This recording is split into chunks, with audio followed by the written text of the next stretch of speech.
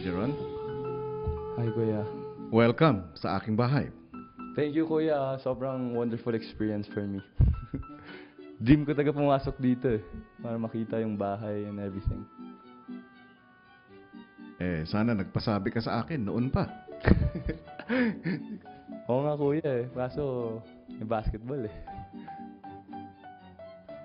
Kumusta ba ang pagbabasketball? Okay naman, Kuya. Enjoy. Siyempre, yun yung dream ko ever since when I was a kid eh. So, I'm having fun playing basketball. Mabuti.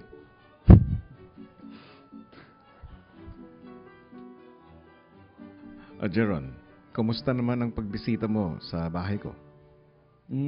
Siyempre, super happy ako na nandito ako sa bahay niyo, Kuya, and birthday pa ni Jane. So, nandito ako sa special day niya. So, happy din ako.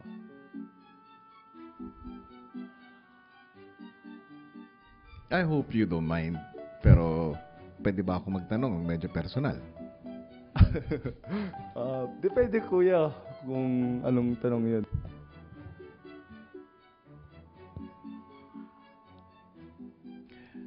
Maaari mong sagutin, maaaring hindi. Hmm. Ano yung Kuya? Pero Kuya, pang sinagot ko yan, pwede nung mag-ask ng favor sa'yo. Nagawa ko na nga yung part ko. Sige, Kuya. Anong question yan? Or pwede ka namang humingi ng iba. Bahan ako ah. Ano yung Kuya? Sige, magsimula na tayo. Hmm. Ano ba ang pagkakilala mo kay Jane? Si Jane, tela ko siya as being mabait talaga, and yung nag-uusap kami, lagi niyang kinikwento yung family niya, yung mom niya, yung sister, yung dad. So, feel ko ano siya, family-oriented talaga. And wala, super bait niya talagang tao and very funny. Next question.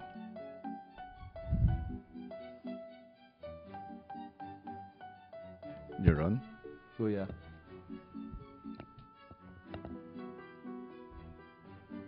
ano ang relationship ninyo ni Jane?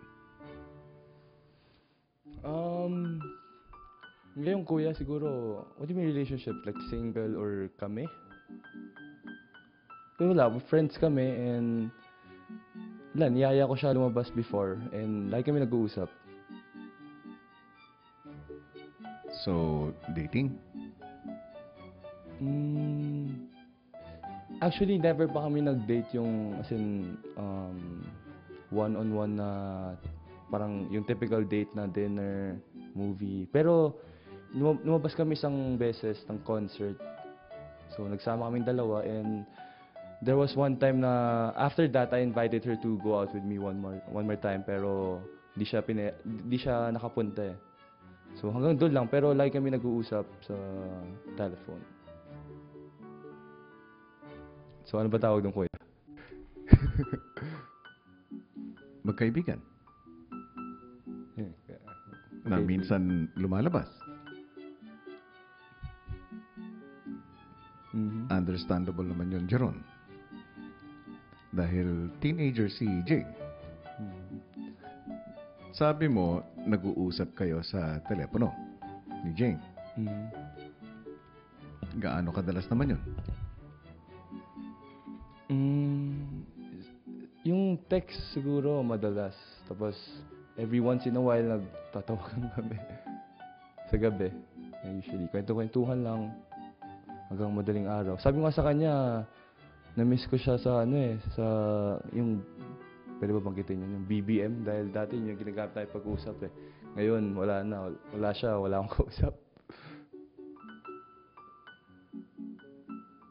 Gaano katagal kayo kung magtagal o kung mag-usap sa telepono?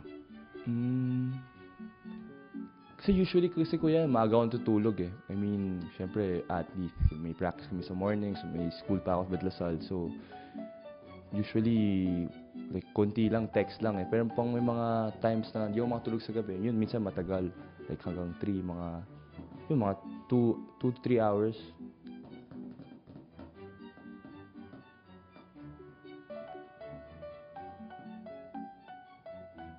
Kanina, narinig ko si Jane.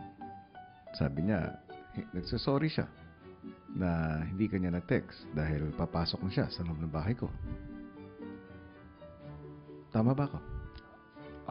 Opo, kuya. Ano ba yung pangyayaring yun? Pwede mo ba ikwento sa akin? Kung bakit di niyo ako tinext? Bawal ata sabihin niyo, kuya, di ba? Kasi medyo Kasi yung kala niya ata nagdampo ako sa kanya na in-invite ko siya isang beses sa isang concert ulit. Di siya nakapunta. So, kala niya nagtampo ata ako eh. Nagtampo ka nga ba?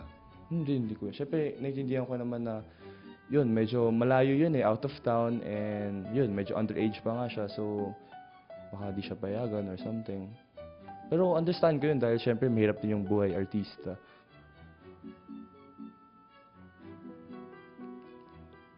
Sad nga lang ako di siya nakapunta. Sad ka. Dati. Sad. Anong ibig sabihin nun? Wala, I was looking forward lang to be with her that night. And yung hindi nga siya pumunta, dapat di na rin ako pupunta eh. Pero napilitan ako ng brother ko pumunta. Okay. One last question. Jeron, andito ako sa harap. Ano yung kuya? Ano ang 18th birthday wish mo para kay Jane? Yun, sinabi ko na sa kanya kanina eh na I just wish for her to be happy inside the house kasi yun lang, gusto ko lang mag-enjoy siya dito dahil paglabas din niya ng bahay, feeling ko mamimiss siya yung dito dahil syempre nasanay na siya. And yun, sinabi ko lang sa kanya na I'll always be here to support her no matter what. Yun lang. Alam ko naman si Jane, sobrang simple na tao lang eh. So, I know na yun, I just want happiness for her. Jeron, Kuya. pwede ba bang humirit? Isa lang. Sige kuya, sige. Sige. Anong masasabi mo sa mga housemates ko? Nakilala mo naman sila, di ba? Yep, kuya. Ano naman? Ano ba? Hindi ko masyado nakakausap kasi mga iba, pero very naman sila, what's the term for that again? Very hospitable naman sila na yung pagdating ko, yun, in-offer nila ako umupo agad, tapos kinuha nila ako ng mga situ-situ. So, mababait sila. And, ano pa ba? Actually, di ko masyado nakausap kuya eh. Si Jay lang yung nakausap ko dun eh. Tsaka si Robby. Kulit ni Robby. Okay. Sige. Okay ako dun. Sige. Jeron, Kuya.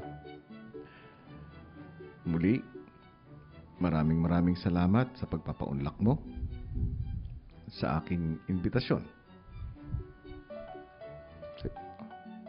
Ikinagagalak ko na makilala ka. Salamat. Good luck sa mga games mo. Thank you rin kuya. Very thankful ako sa'yo na invite mo ako dito and for her birthday pa. So, enjoy talaga ako and itong experience I'll never forget talaga. So, thank you kuya. Okay. Thank you for enjoying the time. Hintay ka lang dyan.